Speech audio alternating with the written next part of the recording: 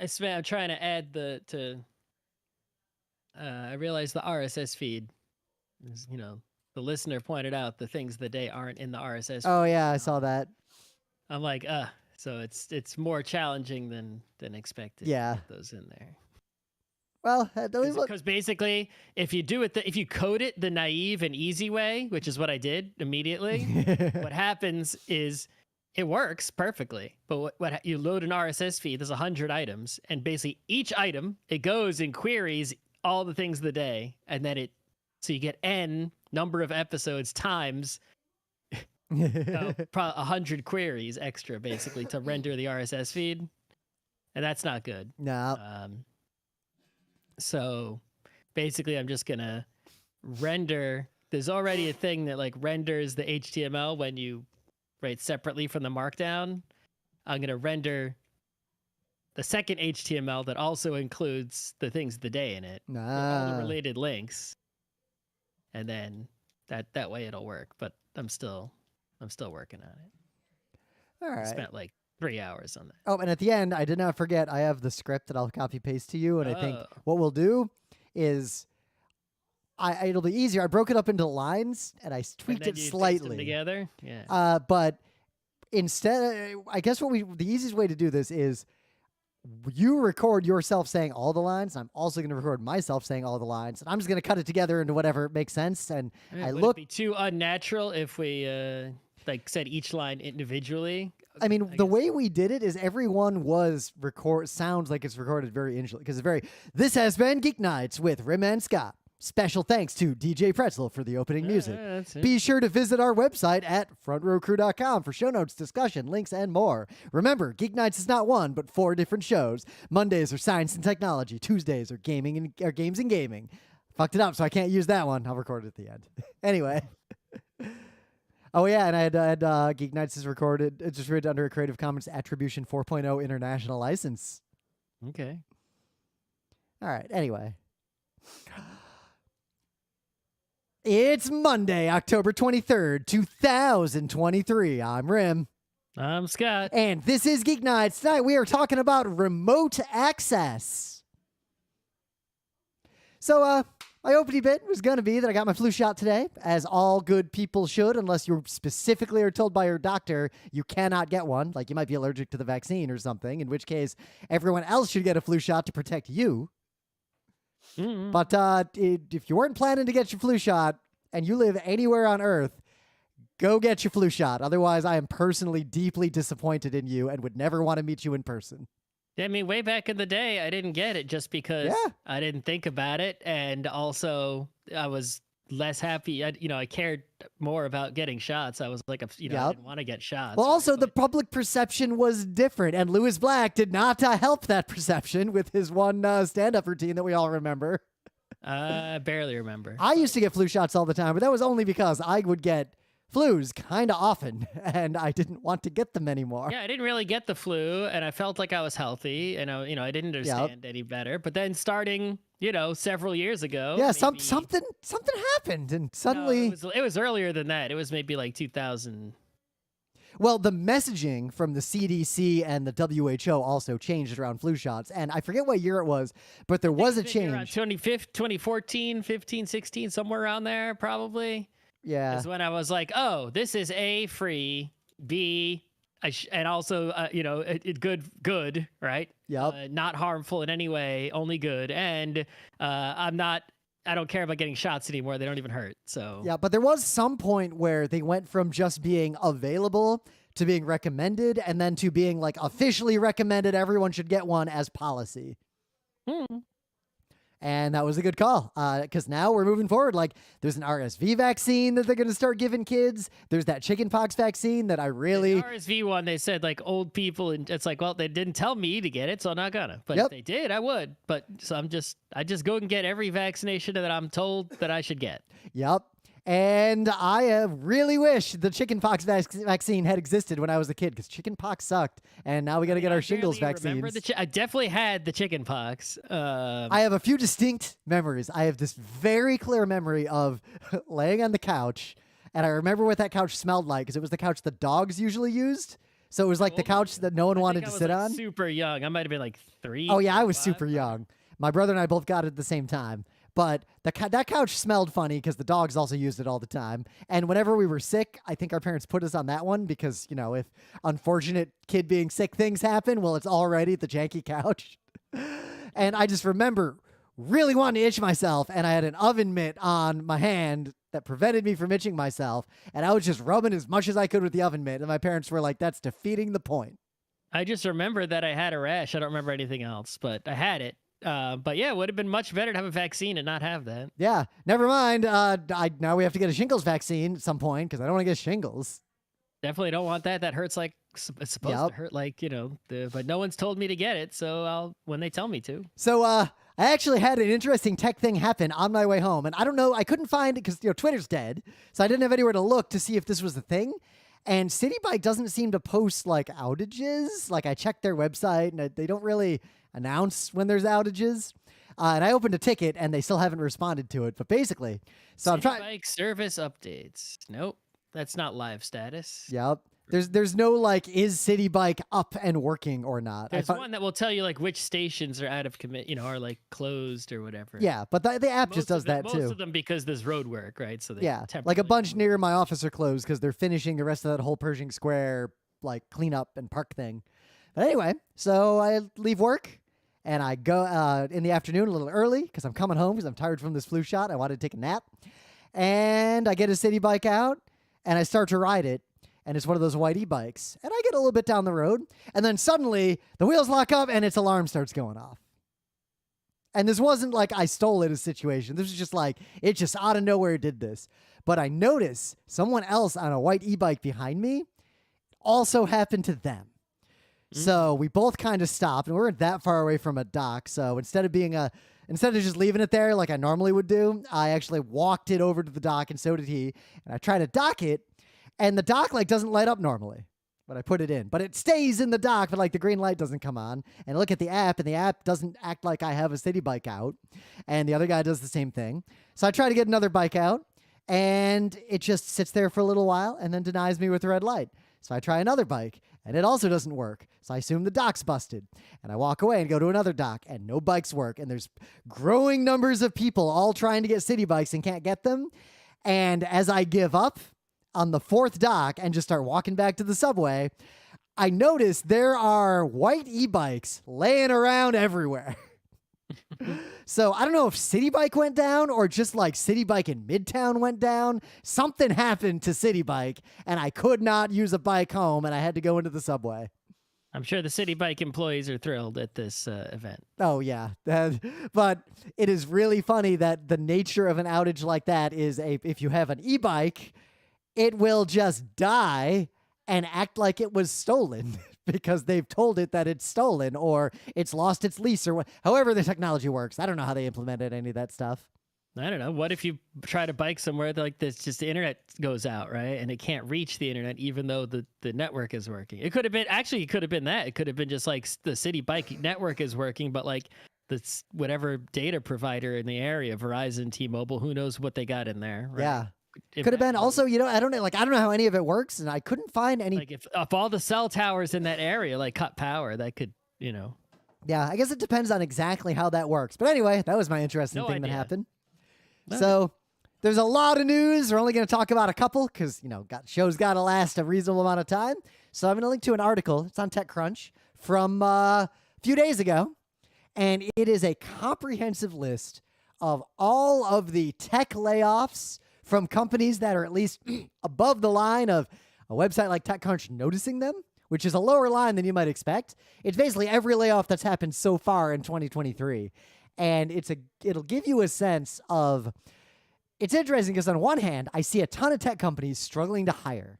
And simultaneously, I see a ton of tech companies laying people off at a high rate, but not the highest rate I've ever seen, because Scott and I are in our 40s.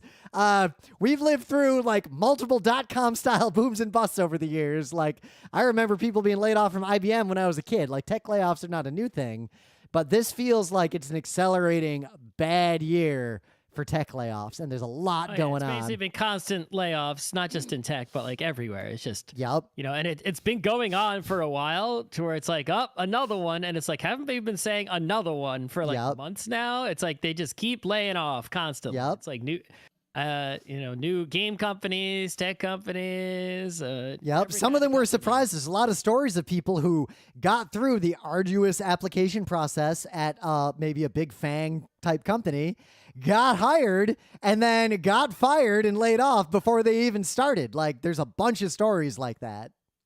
I always really don't like, it's like, come on, you have to at least get your shit together to where, your hiring and your firing departments need to be in communication. So you're not like, it's so weird. Like companies that lay off, yet you go to their website and you see job postings. And it's like, if you're laying off people, there should be 0 job postings on your website. Because if you're trying to move people around from one role to another, you should do all the internal rejiggering that you can. You want to know something? Depending on the state and the country you are in, many times job postings, even for internal transfers, have to be published for a certain amount of time. That's perfectly fine, but you should then get those up, fill the roles, then But like, you have to put a good faith effort, again, depending on where you are. I'm not a lawyer. This is not legal advice. To interview people who apply to those jobs, even if you have no intention of hiring them. Yeah, of course. Because you have to act like you have an intention of hiring them, even though really you just want to take Joey Jojo Shabadoo from the TPS department and moving him into the PTS department. Hey, but you might find that the person you interview is better than Joey Jojo Shabadoo, and that's perfectly fine. That's good. Of course, there is also the trouble of a lot of these jobs are non-fungible. I'm saying I like those rules, right? I know why there are postings. I'm saying you just have to work on your timing such that you sort your shit out. Oh, I would zoom out. Forget timing. We gotta work on being fucking human beings to each other. And I am not about to say things were better in the old times, but there is a thing that was broadly better in the past in larger companies that is not that way anymore now. And again, I cannot stress enough that business in the older times was not good, and a lot of things were still fucked up about capitalism. But generally, companies had a lot more slack and a lot more leeway in terms of day-to-day, week-to-week profits and nonsense.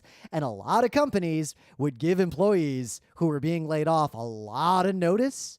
There would be a lot more human conversations. A lot of big companies would keep people around a lot longer than they needed them out of personal reasons. Like, humans involved in the process had a lot of discretion for how things went down.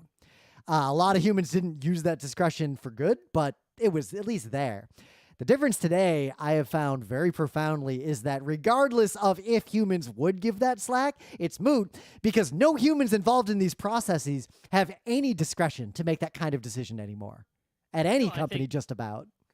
Well, I mean, if you think about it, right, the main difference is that not that there weren't shareholders back then, right? But today there weren't as many activist shareholders. Right, but today it's more all about the shareholders, right? Yep. It used to be about the CEO wasn't someone who was put there by the board. The CEO would be the person who started the company, right? And when someone like that, if there's no shareholders to be beholden to, and you've made yourself wealthy, a lot of those people, it wasn't some sort of I guess generosity entirely speaking, but it was simply that, the people that worked for them were their people, right? So it's like, it wasn't like, I'm enriching others. It's like, I'm enriching my guys, right? I'm a white guy. These are my white guys that I've hired, right? We're all getting rich together, us employees. Yep.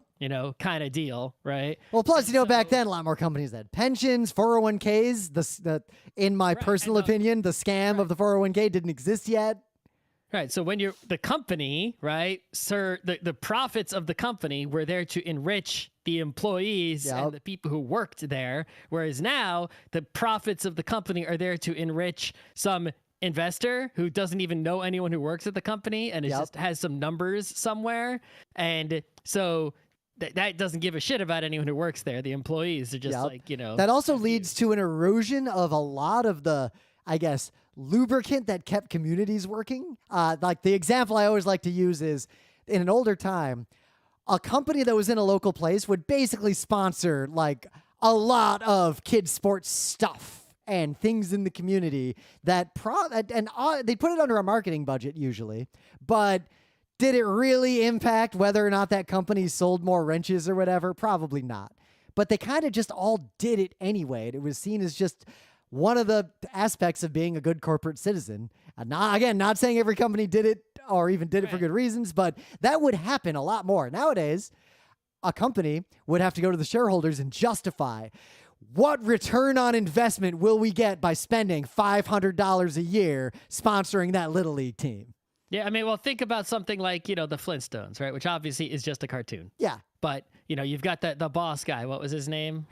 Oh. I guess the Jetsons, because I know the guy's name was Mr. Sprocket, right? Yeah. So same character, basically. Just one was short. The same show, basically. Same show, right? But that guy is portrayed as an evil character. He was the evil boss, right? Yep. And the labor was good, right? The Flintstone and Jetson were good guys who were the laborers, right? And those guys were evil. They would overwork you, treat you poorly, right? But even then, there would still be, they were still like people who still had moments of, caretaking for their employees, some sort of, companies like to say their family, right? But there seemed to be a more genuine, occasional family-like thing. We were hedging a lot here, but it was more like that in the past than it is now. There are other toxic problems with the idea of company as family, but the human factor has just been removed in most cases. Mm-hmm. And the other thing that's fascinating is who is being laid off is really interesting because there is still a huge demand for technological labor across the board. The real underlying factor, in my own opinion, it seems like it is that companies increasingly just cannot make money and thus cannot support the staff necessary to make the kinds of things that they would make. Like, that just seems to be what's happening everywhere. Big companies overinvested. Even look at all the news with all the drugstores. Like, they're all going out of business. And they said it was because of shoplifting. And now they're admitting that, no, actually, we just don't make any money. Like, we're going out of business no matter what, and nothing's going to stop that. Yep. Well, I think there's a lot of people who work at these places who are like us, right? Or like me, definitely, who are not really contributing. It's like, if you actually are in money trouble, it's like the people who are, pretending or not really, you're phoning it in. It's like, is it wrong to get rid of them? Well, arguably, it is wrong to get rid of them in a society where your entire existence depends upon gainful full-time employment and there is no other alternative that works. That is a big part of why unions often operate the way they do, because they're looking out for the workers as a collective, but they will effectively raise the cost of operating a company for everyone else. But a company that doesn't have unionized workers is basically just exploiting its workers and has an unfair advantage over everyone else. And everything else I could say that I'm not going to say because this would take over the entire show. Capitalism is a failure and we need to do something about it. Yeah, I mean, it's like it's a different story at every company, right? Yeah. But like Google, their layoffs were a lot. They were mostly laying off very senior people, like the most senior developers, the most senior product people. Like they're laying off the people at the top, partly because I think entire product lines and entire areas of investment are just deemed not worth it anymore. And I feel like they probably were never worth it. They were just subsidized by vapor and dreams and unrealistic optimism about the way the market would go. Yeah, I mean, there's a lot of companies that seem to just do things, right, that don't make money. And when the economy is good and not fuck the fuck up, I mean, it's always fuck the fuck up. But when it's not as bad as it is now, companies can sort of just afford to do a bunch of things, even if those things aren't big profit and no one really is taking a close look at them or caring too much if they lose money because the overall picture is good. The stock is going up. Who cares? Yep. And then when things are looking down, the stock is going down, and the people at the top start to look around and they say, okay, which parts of this company don't actually make any money, right? Let's get rid of them now. And it sucks because like I think about the thing that I think about the most are the comic book artists, writers, right? Whatever. Yeah. Are always complaining, rightfully so, that it's an insanely hard work to do that, especially on the frequent high page rate basis that Marvel DC demand, especially, right? But also manga, right? Yep. How many pages you got to do over there for 2 cents a page or whatever, right? So, here's your half penny. and it's like those people are working very, very hard for extensive hours, suffering. Their health is suffering greatly, right? Yet their compensation is minuscule, unfair relative to the amount of work they do. They're actually working hard, unlike the tech people who are chilling, right? And yet their compensation is meager because the fact is they're even if the companies were the best and Marvel and DC, Disney, whoever, Warner, whatever, they're the opposite of evil, which they aren't. They are evil. But if they weren't evil and they were doing things good, a comic book floppy would cost like $20. the comic books don't sell enough copies. The thing that your hard work is producing something that does not itself bring in enough cash to pay you what you deserve. Yep, and that gets into the nothing we can do about that short of socialism. The fundamental divide of in a fully capitalist society, there are only 2 ways to price labor. It is either value-based pricing or it is cost-based pricing. Value-based pricing is what is the market value of that labor? Like how much would people or society pay for that labor? How much do people value that labor? And then separately, cost-based pricing is how much does it cost to make that thing? And I think I feel like a lot of things in American capitalism and actually global capitalism cost a lot and are valued shockingly little by society. And simultaneously, there's a lot of things that are valued a lot, but actually cost relatively little. And that extreme inversion of both sides of that, I feel like the way capitalism works, the pressures are sort of forcing everything into the wrong category of how you price it for society. Yeah, it costs me nothing to make a casino. It costs me nothing to make my day job is in capital markets. You want to talk about something that basically just leeches money out? It's like it adds momentum to everything. Right. It's like it costs us nothing to do this, but people will spend a lot of money on it. Yep. And then to produce a comic book costs a lot. It's such an enormous effort. To produce a movie it's such an enormous effort. Hey, time, to produce opium costs almost nothing compared to how much people are willing to pay for opium. Right. It's like, but to produce a movie, to produce these artworks and scientific discoveries is enormous, and yet people won't pay for them. Yep. Right. It's too expensive. I can't. I'll pay you $1 for that comic book. It cost me $100 to make the comic book. I can sell it for $1. Hey, look at video games. Look at how many people won't buy a video game unless it's on sale for $1, like myself included. That's me. Yeah. Me. Okay. All right. In some other news, Twitch has responded to a long chain of annoyance, complaints, and criticism and changed their simulcasting guidelines.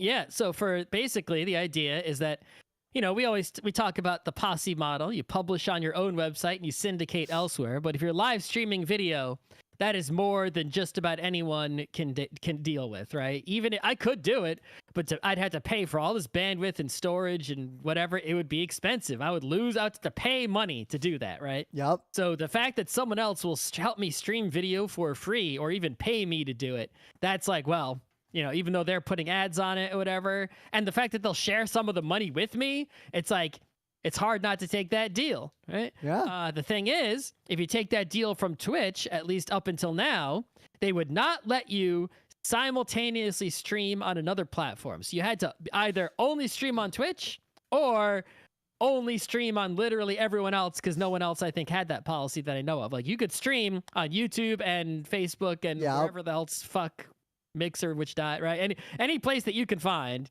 you could live stream in all those places, giving your audience a choice. Instagram, right? TikTok, a choice of where to watch you. They could watch you wherever they felt like watching you, and you could stream once and you're all good, right? Yep.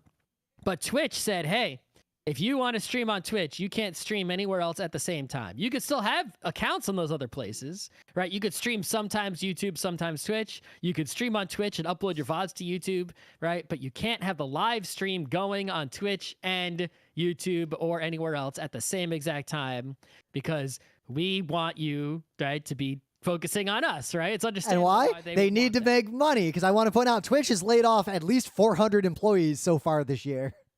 Right, because if they allowed that, then the idea would be like, well, every single person would do it. Yeah. And then now suddenly it's no longer a competition of which platform has the content people want to see. If everyone is streaming everywhere, now it's who has the best app that makes that the users like the best. And then Twitch, who are already basically subsidizing the concept of streaming full stop with this infrastructure, now just become invisible, white labeled infrastructure for other people making money on their own. Right. But, they, for some reason, I guess, decided to do a good guy move and have gotten rid of this policy that no one else that I know of had the same policy. There probably is someone, the listener will let us know. Yeah. But they got rid of the policy. So now you can simultaneously stream. However, they have three, limits, right, on this, right? So limit number one, which is sort of a common sense kind of limit, right, is that you can't be making Twitch like a lower quality deal, right? It's like you can't be like doing HD on YouTube and crapo quality on Twitch. You have to give Twitch a fair shake, right? And so that way the app will be what is competing for the user and not, the fact that you're benefiting one over the other. Now, the terms don't define any details or parameters at all. It's so vague that the language on the page we're going to link is too ambiguous, which is not great. There might be legal language somewhere that is not ambiguous, but I don't know where that is. It's not linked from this page. Yep. So that's understandable why they would have that rule. The second rule is that you shouldn't go tell your audience, hey, I know I'm simul streaming on 5 places, but really you should use YouTube, right? Or here's a link to watch me on YouTube instead, everybody. I'm just keeping the stream on Twitch to get you over to where I want you. You can't be doing that, right? You have to, if you're going to be on Twitch, it's because you want to be on Twitch, not just because you want to scoop up people who found you on the Twitch search, right? And get them to go somewhere else to watch. Now, granted, I suppose if you chose not to take the partner agreement, you could just use Twitch as a funnel into your other platform. Well, I think that it used to be the partner agreement was what prevented you from simul streaming, but now this is literally just terms of service. So you're agreeing to these rules, everybody on Twitch, not just the partners. Because there is that fact item at the bottom. What if my partner agreement was terminated previously because I did the things that you're now allowing? Will you let me back on? Yeah, that's separate from the actual thing itself, right? But anyway, the third thing, which is the most vague, right, that says you won't use third-party services that combine activity from other platforms or services on your Twitch stream during your simulcast, such as merging chat or other features, to ensure the Twitch community is included in the entirety of the experience of your live stream. So it's like, well, wait a minute. If I merge chat, wouldn't that be including you in the entirety of the experience? If I keep a separate YouTube chat and Twitch chat, aren't I then, neither one is getting the entirety of the experience, right? Yeah, and they even say another one. They call out chat specifically. The Twitch simulcast at minimum must be no less than the experience on the other platforms, including by your engagement with the Twitch community, for example, via chat. So if I even message the YouTube chat once, have I violated this? No. What if I have to message them equally? I mean, the wording is clearly, I agree with you, ambiguous and not, so that you could make those interpretations. But the spirit of it is clearly, what they don't want is you to have simul streams on several places and like you only talk to the people who are on YouTube and you're just sort of, Twitch is just over there. You're not even looking at Twitch chat. You're only looking at the YouTube chat. You're not talking to the Twitch users, right? You just stream in there off to the side or something, right? But there are a lot of questions like, hey, a lot of people embed their chat in the stream. And it's like, if I show a combined chat in my stream, I'm not copying messages over into the different chats, right? But because obviously they wouldn't want you to copy the Twitch chat messages over to YouTube because that's giving Google their data. And they have a fact where someone asks, what if I combine them for for my own usage, and they explicitly say you're free to use tools like that for personal use. The prohibition on third-party tools applies only to content presented to viewers either on or off Twitch. Anything you show to anyone is covered by this. But I mean, it's like, why shouldn't I be able? It's like I can understand actually using the API and combining the chats in the chat as being a problem, but so if I display the chat in the video, I can only show the Twitch chat in the video and not the YouTube chat in there also, or maybe I can have two. I won't combine them. I'll have two separate chats in my video. But are they not then combined in the video? I guess they won't be combined. They'll be like these two separate little boxes on my stream embed. Yeah. Right. They're not explicit enough, but clearly the spirit of it is that they don't want you ignoring the people who choose to use Twitch, because that is a way to encourage them to use the other platform, because you'll pay attention to them there. Yeah. Right. It's like you have to pay attention to the users who are on Twitch so that they don't get pressured to leave. Right. I just wonder how long Twitch will continue to exist, because Twitch really feels like another can't make money, heavily subsidized, struggling to figure out how to make money in this dystopian future. Personally, I just hope that some of the things that I like to watch on Twitch simulcast on YouTube now, so I can choose to watch them there, because I prefer YouTube. So I really only watch streams on YouTube. I don't even have a Twitch account anymore and haven't for many years. I mean, you know, I used there was a time where I was going to Twitch a lot, but that time is over. But I go there occasionally. Yep. You know. Well, you know what it was? Partly, I do pay for YouTube, so there's no ads, but I didn't pay for Twitch, so streams would have ads. Paying for no ads isn't a good value. Nope. Especially because the VOD without ads would show up on YouTube like the next day for almost anything I cared about on Earth. Right. So, all right. Stick a little marker there. That marker is things of the day. Got to be methodical about this now. But anyway, things of the day. So, a while back, Emily and I watched Deep Space Nine all the way through when it was just like on Netflix. And I'd only ever seen the end of Deep Space Nine. Partly just because, you know, I was in high school. I was watching Next Generation, syndication, reruns, etc. And DS9 always came on after TNG. And I was tired. I've seen some of it, and I know that it's a Star Trek. It is a Star Trek. I know that it is on like a space station. Yep, it's not set on a ship. They're on a space station, like a big ring, in the aftermath of a big war. Like they move into the space station. It would always either be on before the show I wanted to watch, in which case I'd like ignore it, or it'd be on after the show I wanted to watch, and then I turn the TV off. That's what I know about that show. So I tended to see it has the stereotype Jew guy at the bartender. Oh yeah, Quark. Who also like writing and acting by Jewish people, so there's a complicated discourse around that character. Yeah, but I know that's the only other thing. Yep. That character is continued, so he is in the new Lower Decks, like is it animated. The same actor? Yeah.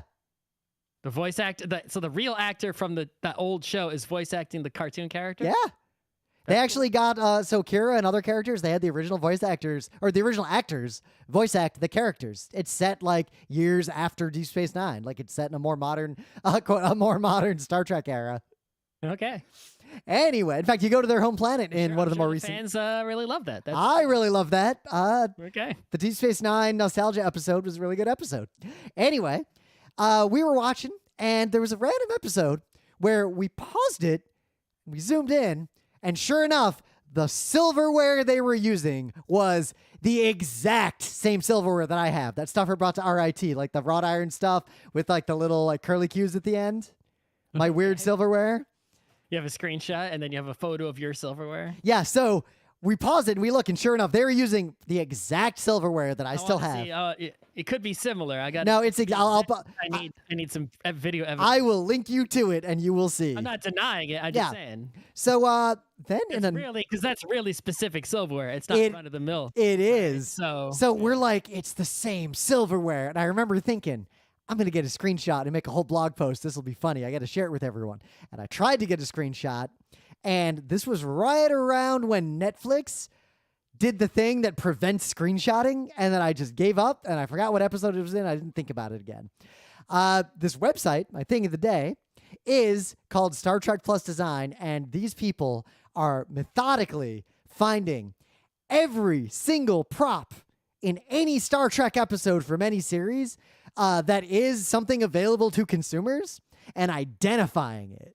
Like, this is this chair, this is this plate, this is this painting you could buy from Crate and Barrel. And the silverware set was the treble clef flatware by Gourmet Settings, designed in the 1990s. And I found they have screenshots. It's actually in 3 episodes. I didn't even notice one of the episodes it was in. And it's the same fucking silverware.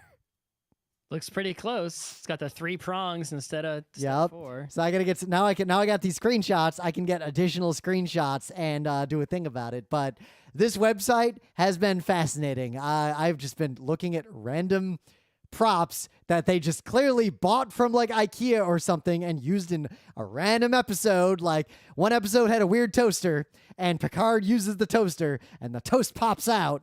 And I mean, that's a whole job, is, you know, putting together the stuff for shows and movies. But the funniest thing is the on this website, they point out that toaster, the toast doesn't pop out of. That means that the prop department of Star Trek bought this toaster and then modified it to pop the toast out of the top, because it doesn't fucking do that in real life. That's right.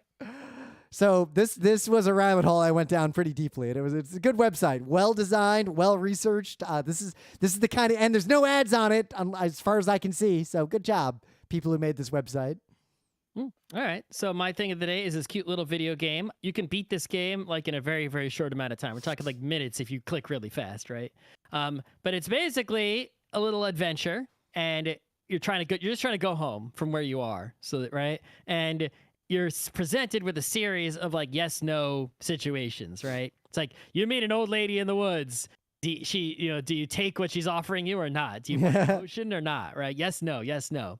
But they add this little bit of spice, which is a little square backpack grid where you can manage your inventory. Inventory Tetris is one of my favorite things. And for some of the choices, right, you can't just, it'll be like a yes, no choice, right? But for example, it's like, oh, do you want to buy a potion? Yes or no? Well, you can click no matter what. But if you want to click yes, you have to grab a money bag from your inventory, drag it over to the yes button, and then click it. Otherwise, can't click yes because you got it right. And you might have a few different choices of money items in your bag, you know, to send out over. And you can play this several times to explore different branching paths because it's so quick and easy. That's the whole game. I beat it. Enjoy. And it plays in your browser, no problem, right? No money, no nothing. Yep. I tried to make it start, and it's stuck preparing 1 out of 2 live on the show. You have to wait a while. It's downloading. Okay, good to know. It will download. If it says preparing, just wait. Yep. It'll come. I will play this game, and I think you all should too. It looks really cute. It's cute. In the meta moment, the Geek Nights Book Club book is all the Murderbot books. I am about a third of the way through the last of the currently available published Murderbot books. So I have read all of them except for the one that's coming out like in some weeks, I guess. Yep. So when the one that comes out in some weeks comes out, we will read it, and then we'll give you all some amount of time to read that one. And then we're going to do the episode on the collected works about Murderbot by Martha Wells. It's good stuff. I don't know. It was, so far, these have been a moderately refreshing science fiction series to read, partly because first person, not often done, let alone done well. And I think first person works very well in this. Like, everything's through the perspective of Murderbot. Yep. And I don't know. I'm a sucker for corporate dystopia of the alien/aliens type, coupled with precursor technology. It scratches a lot of itches that I personally care about in science fiction. It's a lot to say. We could definitely do a long episode about this when we do it. The new Geek Nights website is actually live right now. Yep. It is not completed, but it is live because it's better than the old website. And if the listener has any grievances, which many have been raised, raise them. Continue to raise them. The whole point of getting this live. Somebody already went to GitHub and posted an issue, and they provided enough technical information, and they were like, hey, you did the RSS chapter tags wrong. It should be start and not start time. And I fixed that shit like within a few minutes. And I have been told that actually the podcast chapter is like in advanced sufficiently advanced podcast apps are working. And I'm really glad to hear that because that was a pain in the ass for both of us. so, yeah, we got the main functionality down. There's something I've been working on today, trying to get the things of the day to appear in more places. The links, because they're not in the RSS feeds right now. Yep. I got to get the automatic forum post working again. I guess we'll have to do a manual forum post again. Yep. There's a lot of stuff we got to do, but it's live. And I got to say, because, my day job is enterprise, like with a capital E, which is a really interesting space to work in. I can count on one hand, without all my fingers, the number of times I have ever been in a situation where something was migrated from a legacy platform to a new platform, and that legacy platform was able to be shut down completely and walked away from. That has happened so few times in my life that it's hard for me to believe that we're on the new website. Yeah, they're on the new website. Otherwise, we are going to be live at PAX Unplugged with 2 events. We are going to be both on Friday, December 1st, 2 hours long, 5 p.m. to 7 p.m. Learn and play Whist, Hearts, and Wizard. We're going to teach you all how to play Whist, Hearts, and Wizard because between the 3, you will learn every important core concept of trick-taking games. And if you go to this event for 2 hours, Scott and I are going to fairly personally teach you how to be good at trick-taking games in a way that will not make you a world champion. Not great, because we're not the best, but quite good. You will beat anyone who is not great at trick-taking games and does not go to an event like this because we're going to give you very specific advice about how to force someone to eat that fucking queen in Hearts. Count the cards. Yeah. De-suit yourself quickly. Yep. I will say I am real good at Hearts. Like Hearts is a game that I think I play as perfectly as you can without completely counting cards because I'm just not willing to completely count cards. You don't cheat at Hearts. The only game you cheat at is euchre, and we're not teaching euchre. Good. Euchre's just better whist. Anyway, and on Saturday, December 2nd, 2:30 p.m. in the Crab God Theater, we are doing a brand new panel.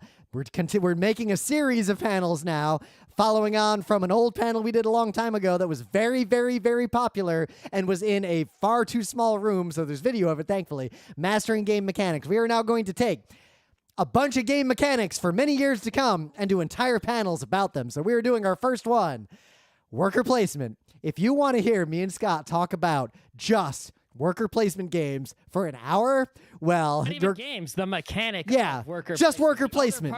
The other part of the game that is not worker placement, we're not talking about that part, just the worker part. I feel like we're going to spend about 6 minutes just talking about the baby in Agricola. Not even any other part of Agricola, just the baby. That's probably the first thing. It's like, probably half the panel will be like, what is worker placement, right? History of worker placement. Yep. And the other half of the panel will be like, how to win, how to place the workers the best, how to win. Right? Yep. Zoomed in, maybe the attributes of work. You'll see. There'll be a good panel. I'm excited about this one. And MagFest panel submissions closed. There is a very good chance GeekNights will be at MagFest doing a bunch of content, details TBD. If you didn't get a hotel room for MagFest, well, good fucking luck now. MagFest seems to be back in its full impossible to get hotels glory. I went into the MagFest hotel lottery just to see, and the queue of people was tens of thousands, and I looked up online that the capacity, the number of rooms in the Gaylord National Harbor Hotel Convention Center place was much fewer than that number. So most people will not have rooms in the MagFest main hotel. It's an aside, and it sucks, because on one hand, I want as many people to be able to experience things like MagFest as possible, but the physical world is limited. Like, there's nowhere that could host everyone who wants to go to MagFest at MagFest. Nowhere exists that could host MagFest, that MagFest would be capable of using and could take all the people who want to go to MagFest. But at the same time, MagFest was great when it was all in one hotel, those old times. Yeah. I really wish there was a way to have a convention that was like those old MagFests, but did not have 100,000 people trying to get like 8,000 slots. It wouldn't be 100,000. But, I don't know. How many people want to go to MagFest now? Probably between 10 and 20K, I'd say. I'd guess more between 30 and 40. Or at least 10 and 20K rooms. True. Each room is going to have more than one person. So. Yep. But how many rooms are there in the actual building? Because what made those old MagFest magical was that it was 24/7 for 4 days, and everyone who was at that event was staying in the same fucking hotel. The hotel contains 2,000 guest rooms, 95 event rooms, 53.7 square feet, blah, blah. 2,000 guest rooms. That is terrifying. Yeah. All right. So, in ancient times, like once computers were on the internet, and you could try, like, you wanted to access your computer from somewhere else, and that was possible without like special setups and special technology that are probably too old to really be worth talking about and derailing us. Like, once I had a computer on the internet, the next thing I wanted to do was access that computer when I wasn't in my house. And yeah, like if I'm at school, it's like, hey, I got to bring my data to school back and forth on floppy disks. I did that up until like, early 2000s. I was still using floppy disks I didn't up until about 2003, I had a zip drive in a 5 and a weren't really a thing yet. So. Yeah, I had a zip drive, ZIP. If you don't know what those are, well, thank God, they were bad news. But the only way that you were carrying your data around with you was either a laptop or some sort of disks of some kind, right? Yep, data was, let alone applications, anything else you wanted to actually like do with your computer. Like, there weren't really clouds yet, so a lot of the stuff I would want to do if I could access my computer were because I needed access to all the things that computer could do. Like, couldn't take my save files and run them somewhere else on video games. Like, save files barely existed, and the way they were stored was nonsense. The world was very different, and it was kind of unless you were a nerd with access to a lot of interesting tech, or very clever and technologically adept, there really wasn't a good way to do it at all.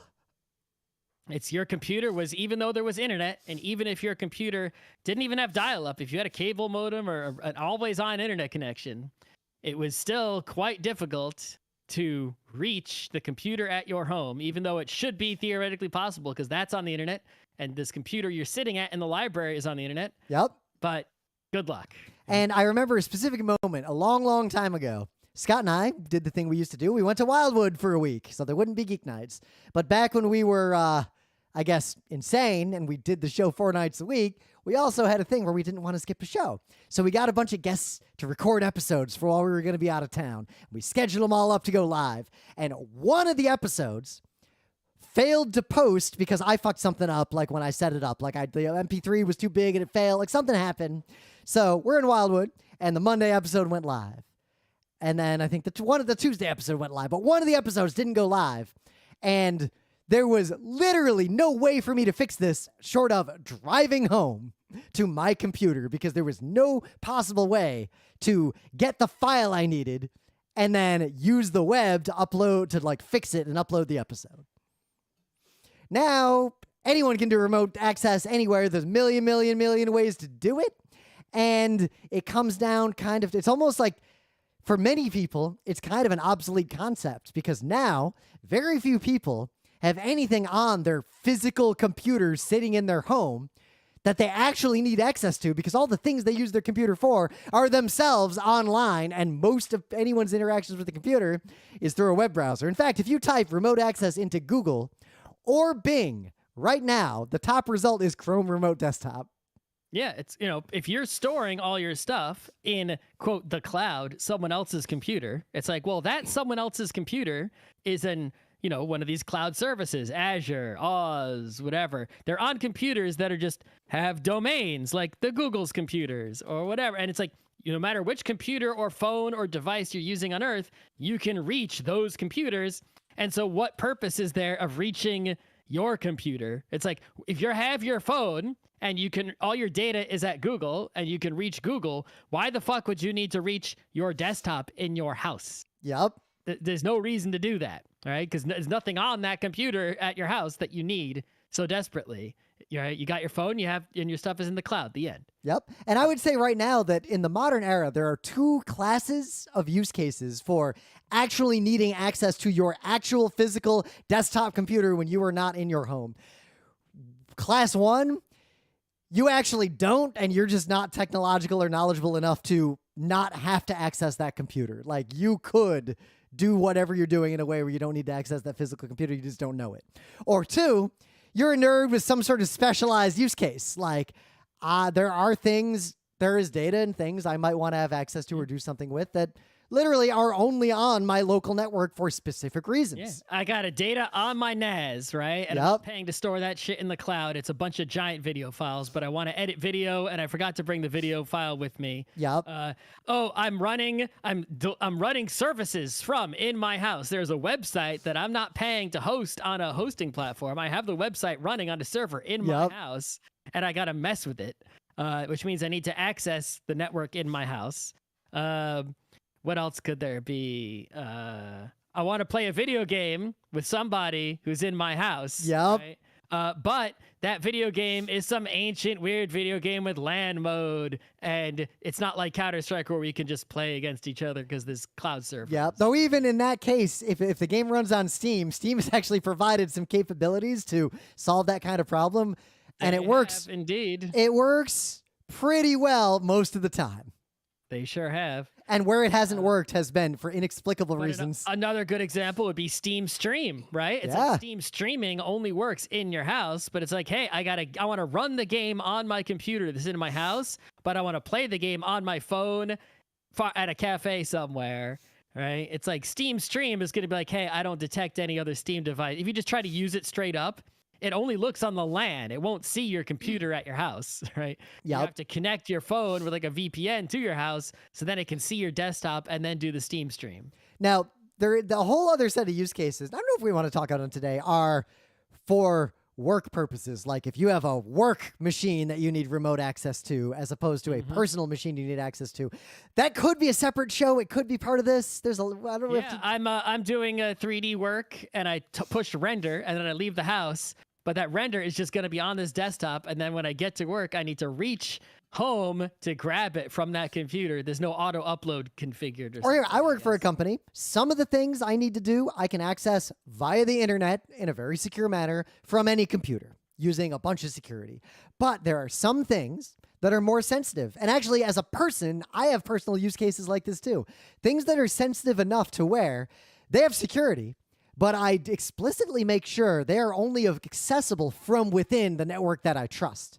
So, and my work does the same thing. There are some things I can only access if I do the equivalent of a VPN or a secure remote desktop into a physical facility owned by the company, and from there, access that service.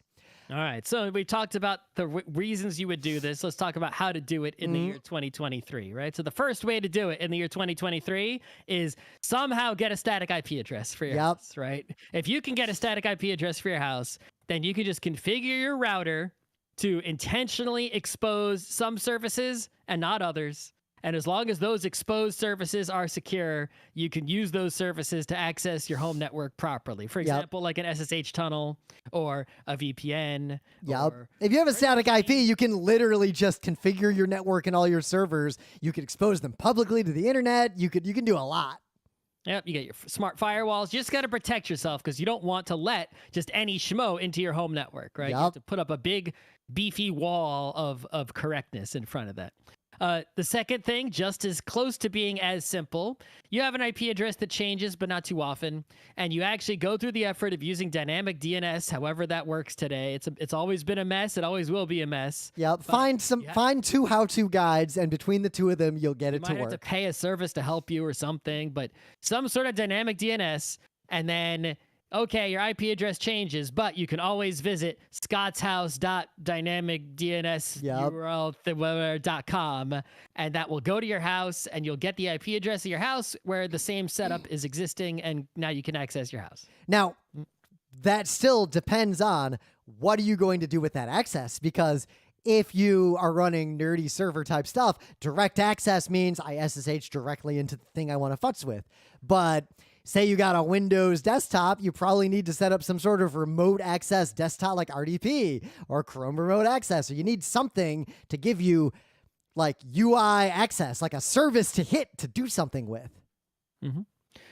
All right. Now your third option, right, is that you basically enlist the help of the cloud, right? It's like, okay, my home stuff is completely sealed off, right? There's no way to directly connect to my house, right? It's normal router with the normal configuration, NAT router. There's no exposed ports whatsoever.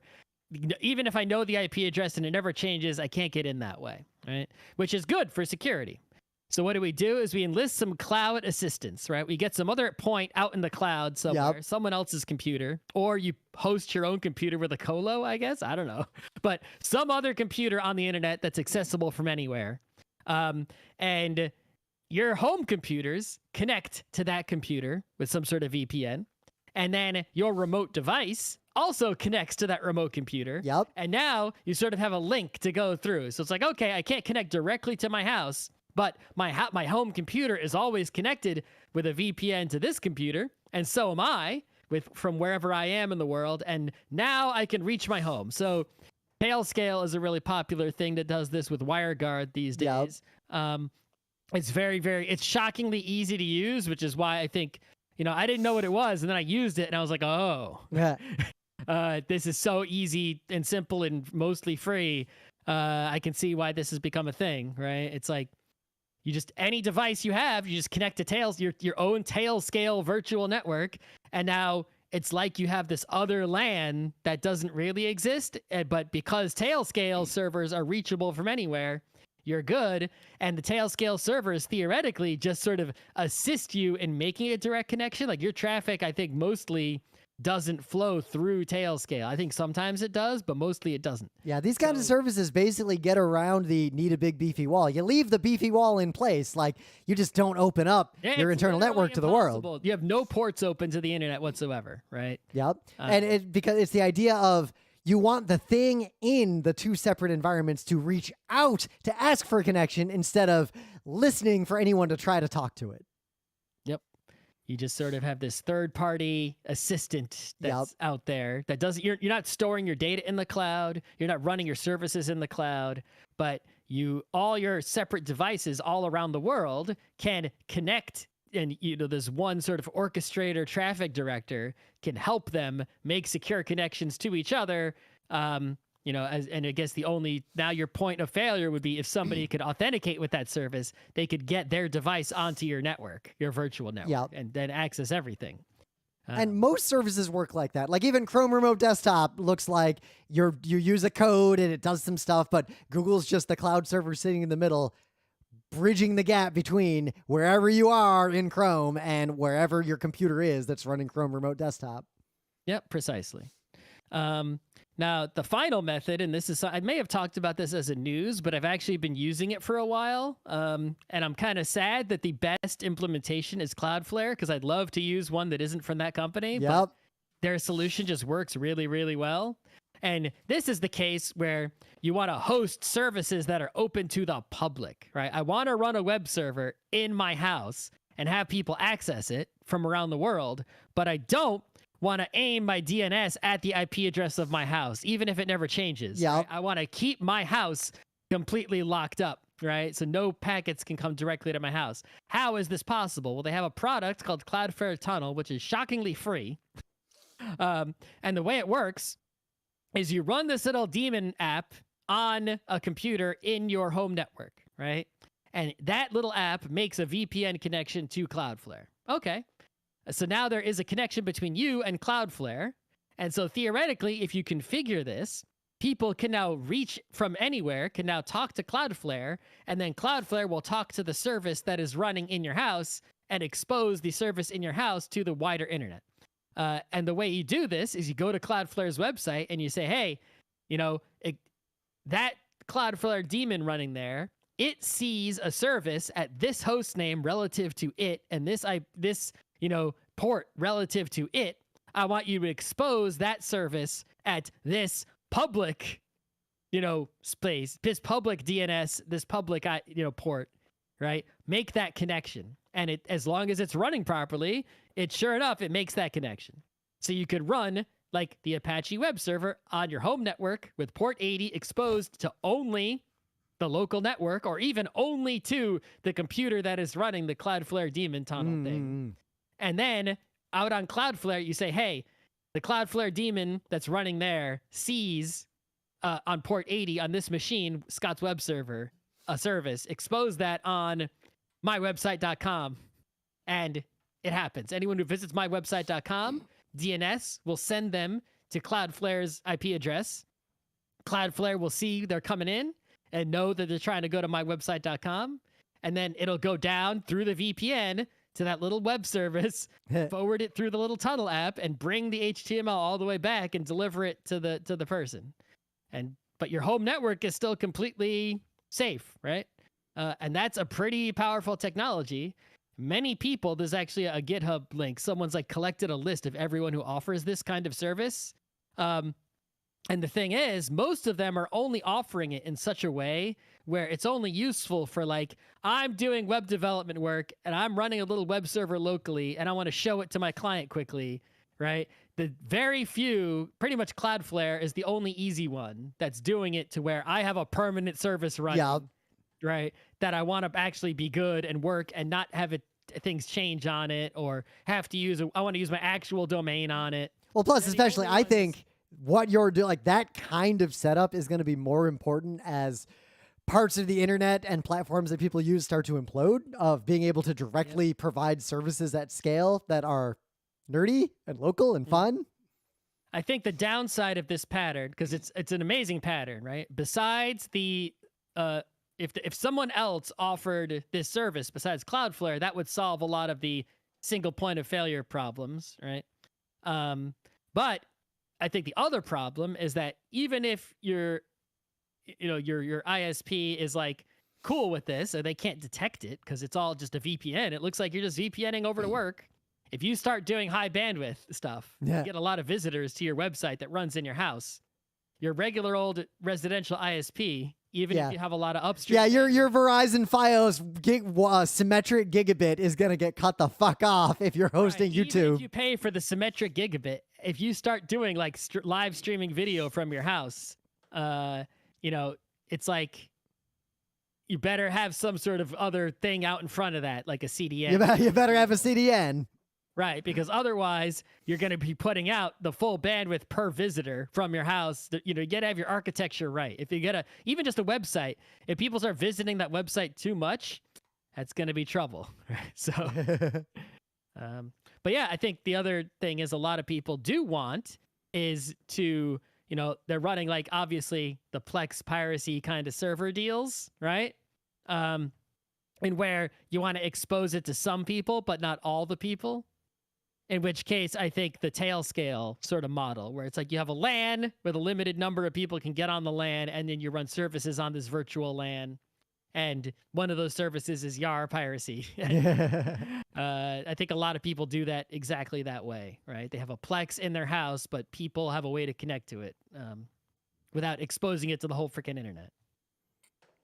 So I guess the thing you should do if you think you need remote access to anything, just generally, because you're listening to this episode to the end, you didn't just turn it off when we started talking about this, is you need to really just define exactly in detail what are you trying to accomplish and why.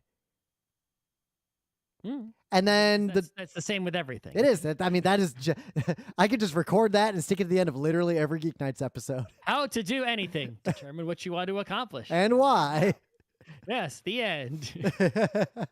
But yeah, I would recommend that in the year 2023 that if you have truly sensitive things or like a reason to do things from your house, cost savings is a reason. The Cloudflare tunnel is free, right? So if you have low traffic websites, you can host them for free. And determine like if it's piracy, do that from your house. Don't host your pirated movies with a cloud provider, right? It's like, but if you don't need to do it from your house, doing it from your house is just more of a pain in the ass. So pay money to do it from the cloud instead, right? All right. I think that's a fine show. Let's leave the recording going. Oh, I stopped the recording. You can record this separately, I can guess. push the record button again. Or actually, you can just record. I'll just copy paste it at some point tonight, just to say all these lines, however you want to say them. I'm gonna post it. Oh, and just send you the file. Okay. Yeah, just send me the file separately. Do it on my own. I'm Yeah. not gonna judge the takes. I am not gonna judge the takes because I'm gonna do my own just take, and then I'm just gonna cobble something And together. I'm not gonna judge your takes and be like, that wasn't good. Do it again. I don't like that part. No, I think we'll just do it like normal. Okay. I think it'll be fun.